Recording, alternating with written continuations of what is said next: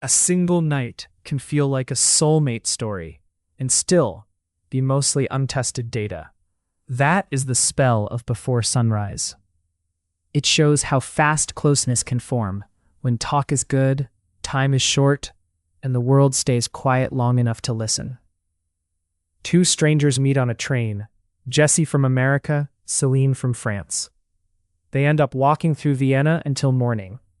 There is no shared friend group, no work calendar, no family context. Just attention, proximity, and a chain of tiny yes or no choices. In that stripped-down setup, the film becomes almost like a relationship lab. You can watch attraction turn into intimacy in real time. The first big mechanism is reciprocal self-disclosure. They do not dump their souls all at once. One shares something personal, the other matches it, then adds a little more. That turn-taking matters. It says, I'm not the only one exposed. And it is not all heavy. A lot of it is playful and flattering and fun. Warmth and laughter create bonding too, not just confession. Next comes the deadline effect. Jesse has to leave in the morning. That time limit turns every choice into now or never. Under scarcity, attention starts to look like destiny. A good conversation becomes proof of uniqueness, instead of proof that two cooperative people have time and chemistry. The film captures that urgency and the risk. Your feelings can be real while your conclusions get ahead of your evidence. That overconfidence starts early, with the train invitation. Jesse persuades Céline to get off and spend the night in Vienna. He frames it as low commitment. We can just walk, you can leave any time. Céline does quick checking. She watches him, questions him, tests his vibe. People do form fast impressions from small samples. But the movie compresses something important. In real life, safety is not only a feeling, it is also practical. Where are you going? How do you get back? Who knows where you are? The film lets felt safety rise fast and keeps the logistics mostly off-screen.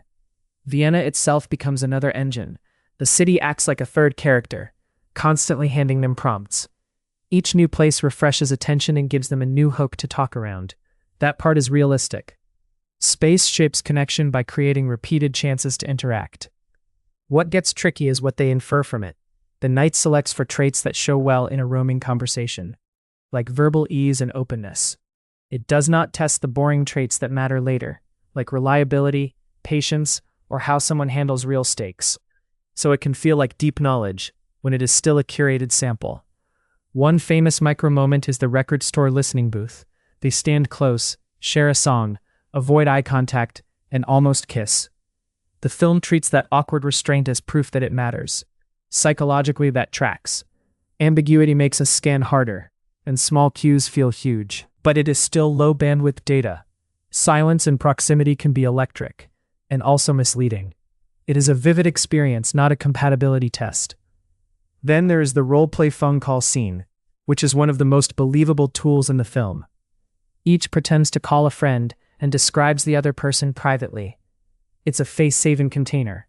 You can say the true thing with an escape hatch. That lowers rejection risk and invites matching vulnerability. The idealized part is how perfectly it lands.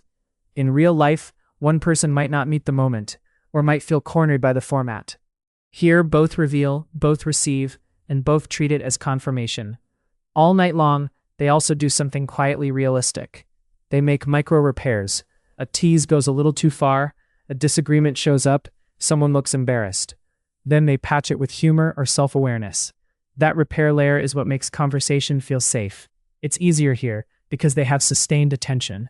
No phones, no friends pulling them away, no real-world consequences arriving mid-sentence. Finally, the ending pact exposes the film's core tension between meaning and verification. They agree to meet again in 6 months at the same station. They do not exchange contact details. As romance, it preserves the night's intensity. It avoids the ordinary test that might turn magic into scheduling. As coordination, it's fragile. If the goal is reunion, real people usually add a backup. One contact channel is cheap insurance against a life event, a missed train, a single bad day. So the pact reads less like planning and more like ambiguity maintenance. They want to believe without testing.